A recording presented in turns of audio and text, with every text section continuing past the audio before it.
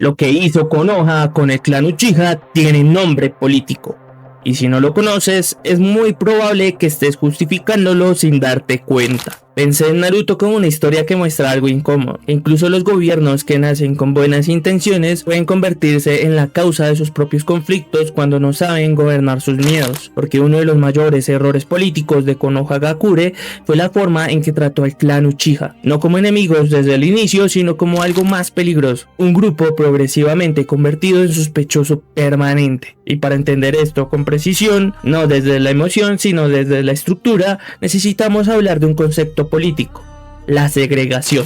¿Pero qué es la segregación? Porque normalmente pensamos la segregación como leyes explícitas que separan a grupos de personas. Y sí lo es, pero políticamente también puede existir otra forma más sutil, cuando un estado, sin escribir leyes discriminatorias, crea condiciones estructurales que aíslan a un grupo específico del resto de la sociedad. No siempre empiezan con prohibiciones, a veces empiezan con decisiones administrativas tomadas por seguridad, y eso es exactamente lo que ocurre en Konoha. Pero vamos a ondear un poco más en esto y vamos a analizar las estructuras que dieron lugar a esta segregación Uchiha. Y para mí el inicio de esto va después del ataque del Kyuubi. El liderazgo de la aldea asume que alguien con el Sharingan debía estar involucrado, y sí, obviamente alguien del clan Uchiha debía estar involucrado, pero no había pruebas públicas contra el clan completo, pero sí una sospecha colectiva.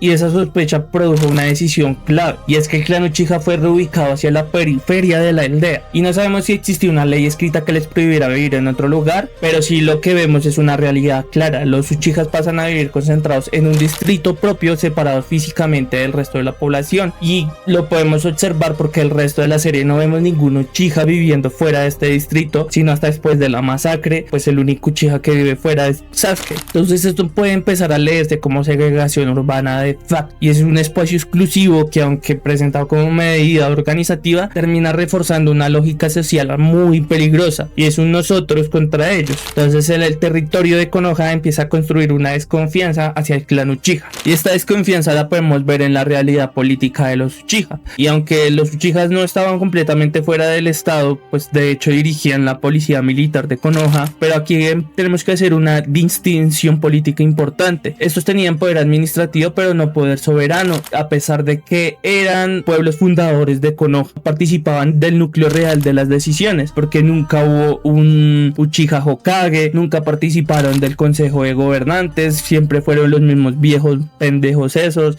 no influían en las decisiones estratégicas de la aldea. Eran una institución estatal, sí, pero que hablaba desde fuera del centro político real de esto. Entonces la policía a la que ellos pertenecían funcionaba como inclusión formal de esta población, pero también como contención. Concentraban al clan en funciones internas de vigilancia mientras quedaban excluidos del poder decisorio real. Entonces el problema era únicamente político en cuestiones de representación o de estructura, y no, también había un componente de identidad y de etnia muy grande, porque el problema no era algo que los Uchihas hicieran, sino era algo que ellos eran.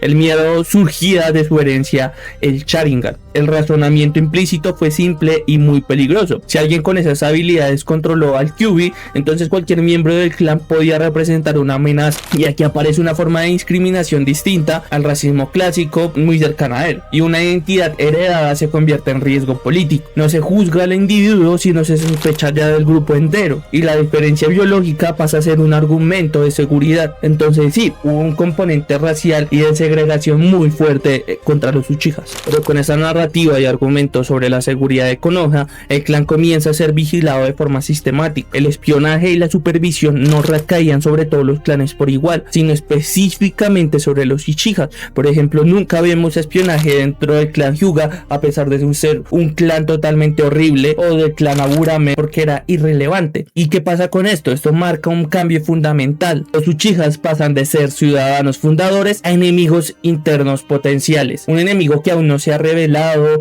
pero que el Estado empieza a tratar como si inevitablemente fuera a hacerlo. Y aquí ocurre algo que la historia política ha mostrado muchas veces. Cuando un Estado gobierna desde la sospecha permanente, termina creando las condiciones del conflicto que intenta evitar. El punto final llega con la masacre del clan, autorizada por las más altas autoridades de la aldea. Y después ocurre algo igual de importante: el silencio abrumador.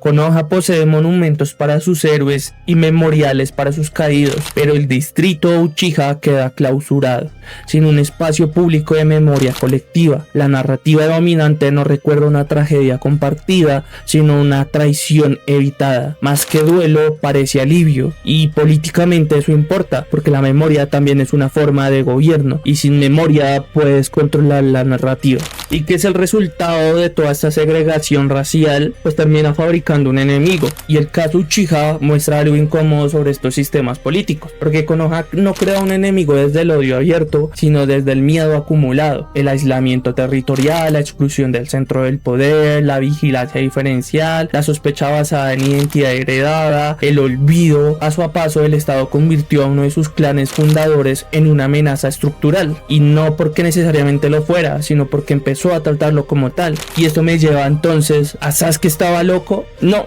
Sasuke estaba en todo el derecho de actuar como actuó. Un hombre que le arrebataron su familia, su memoria, su hogar, su ser, su identidad, todo eso se lo quitó Konoha a Sasuke. Pero tal vez la pregunta no sea ni siquiera esa. Tal vez la pregunta sea qué ocurre cuando alguien crece después de que su familia fue eliminada por el mismo sistema que debía protegerla. Sasuke no nace contra Konoha, es producida por ella.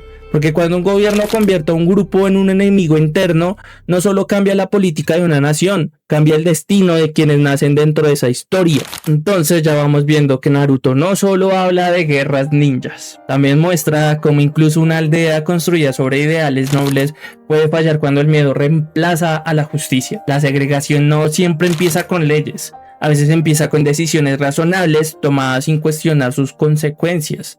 Y cuando un estado comienza a gobernar desde la sospecha, el enemigo que teme, ese enemigo que tanto teme, termina siendo el que él mismo creó. Pero quiero saber tú qué opinas. ¿Fueron injustos con los Uchihas? ¿Fue el trato que se merecían? Quiero saber qué piensas. Y antes que nada quiero enviarle un saludo a Abraham Camilo Galvis, mi 485, que me pidió un saludo en el video anterior. Gracias por estar aquí y por tomarte el tiempo de cuestionar las historias conmigo. Un abrazo enorme.